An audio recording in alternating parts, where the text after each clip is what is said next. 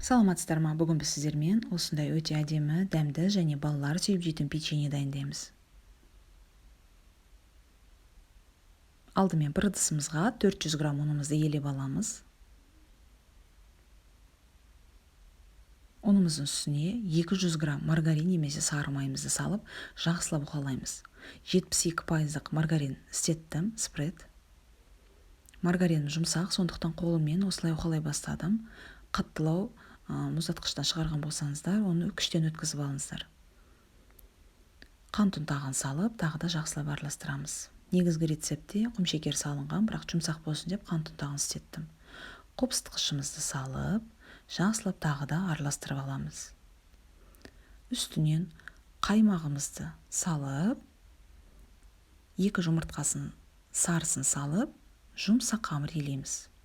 Қаймақ болмаған жағдайда орны қою айран істетсеңіздер болады. Осындай жұмсақ қамыр еленеді, өте жұмсақ болады. Қамыр жұмсап кетті немесе сұйық деп үстінен ұн самаңыздар. Осылай жақсылап бірінші араластырып алып, үстінен тек дайын болған кезде үстіне азырақ ұн себелеп жібересіздер. Мына қамырым дайын түрі өте жұмсақ. Осындай жаңғақта етіп аламыз. Жаңғақта етіп мен осылай таразымен өлшедім. Әрбір печеньеміз 30 граммнан болып шықты. Осылай форма беріп аламыз. Форма беріп болған соң ішіне жаңғақ немесе шоколад салсаңыздар болады.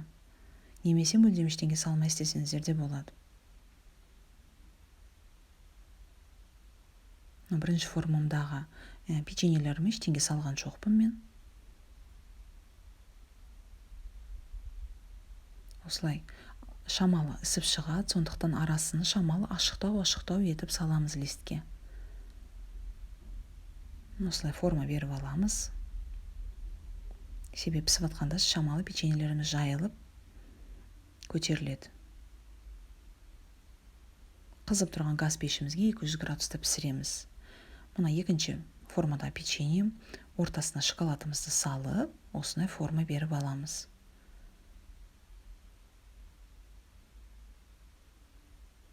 Арасына жаңғақ немесе шие салсаңыздар да болады.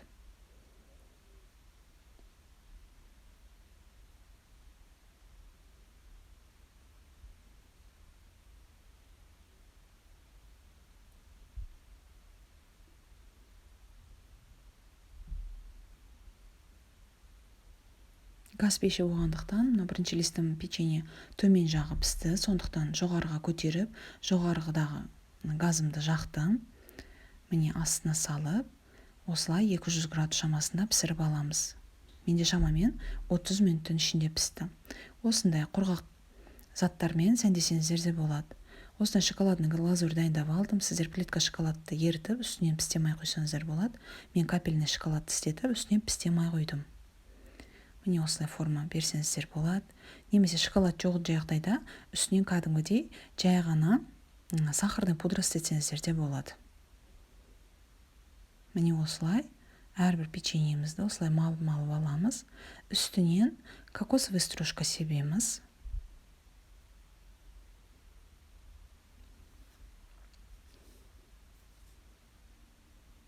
Өздеріңіз ұнатқанға қарай бияғына жасап сәндесеңіздер болады. Осындай әр түрлі заттармен сәндесеңіздер болады. Қалған печеньем.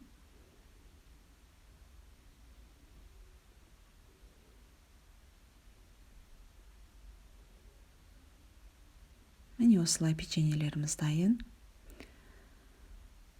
Печеньеларымыз дайын, сіздер де жасап көріңіздер, өте жұмсақ, дәмі керемет печенье болады. Видео ұнаған болса, арнама жазылып лайк басыңыздар. Сіздермен бірге болған Диана.